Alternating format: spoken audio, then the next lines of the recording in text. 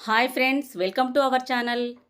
ఈ 5 లక్షణాలు ఉన్న స్త్రీ ఎప్పటికీ సంతోషంగా ఉండలేదు. ఒకటవది, భర్త ఇంటి మీద కాకుండా తన పుట్టింటి మీద ప్రేమ చూపించే స్త్రీ. ఏ స్త్రీకైనా పెళ్లికి ముందు ఎప్పుడూ తన పుట్టింటి గురించే ఆలోచన ఉంటుంది. కానీ పెళ్లి తర్వాత ఏ ఆడపిల్లకైనా తన మెట్టినింటి గురించే ఎక్కువగా ఆలోచన ఉంటుంది. ఎందుకంటే ప్రతి ఆడపిల్ల పెళ్లి తర్వాత తన పుట్టింటికి దూరమై తన మెట్టినింటికి దగ్గరవుతుంది కాబట్టి. పుట్టింటి పైన కూడా ప్రేమ అనేది ఉండాలి, కానీ అత్తింటి మీద లేకుండా కేవలం పుట్టింటి పైన చూపించడం అనేది కరెక్టు కాదు. ఇలాంటి వారికి అత్తవారింట్లో విలువ అనేదే ఉండదు. ఆమె ఎప్పుడూ తన పుట్టింటి గురించి ఆలోచిస్తూ ఉంటుంది. అసలు అత్తవారింటి గురించి అస్సలు ఆలోచించదు అని ఆమెను అందరూ చిన్నచూపు చూస్తారు. అలా వాళ్ళు మాట్లాడుతుంటే ఎలా సంతోషంగా ఉండగలరు? రెండవది, ప్రతి విషయంలో భర్తతో గొడవపడే స్త్రీ.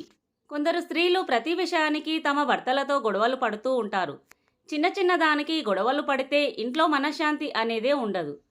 కొంతమంది ఆడవాళ్ళు నాకు చీరలు తీసుకురాలేదు, నగలు తీసుకురాలేదు అని ఎప్పుడూ భర్తపై గొడవ పడుతూ ఉంటారు.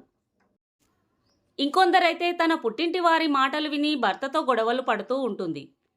చెప్పుడు మాటలు విని కొందరు భర్తలతో గొడవలు పడుతూ ఉంటారు. మగవారికి బయట ఎన్నో సమస్యలు ఉంటాయి. ఏదో కోపంలో ఏదైనా మాట భార్యపై అని ఉండవచ్చు. ఆ సమయంలో మీరు కామ్గా ఉండి తర్వాత నిదానంగా ఉన్న సమయంలో వివరంగా మాట్లాడండి. అంతే తప్ప ప్రతిదానికి గొడవలు పెట్టుకోకండి. అది మీకే మంచిది కాదు. ఇక మూడవది, తన కుటుంబ రహస్యాలను ఇతరులతో పంచుకునే స్త్రీ. కొందరు స్త్రీలు తన ఇంట్లో జరిగే ప్రతి విషయాన్ని ఇతరులకు చెప్తూ ఉంటారు. దానివల్ల వాళ్ళింటి పరువు కాస్త వీధిలో పెట్టినట్లు అవుతుంది.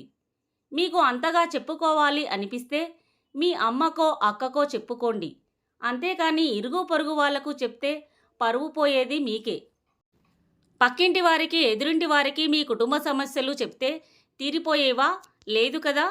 వాళ్ళు వెళ్ళి 10 మంది చెవుల్లో వేస్తారు.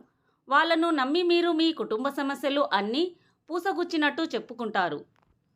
ఎప్పుడైనా మీకు వాళ్లకు పడని రోజుల్లో మీ విషయాలన్నీ 10 మందికి చెప్పే అవకాశం ఉంది. దానివల్ల మీకు మనశ్శాంతి దొరకదు. ఇతరులకు చెప్పడం వల్ల మీకు ఒరిగేది ఏమీ లేదు. కాబట్టి ఎప్పుడు కూడా మీ ఇంట్లో జరిగే విషయాలు ఏవైనా కానివ్వండి, ఇతరులతో అస్సలు పంచుకోకండి.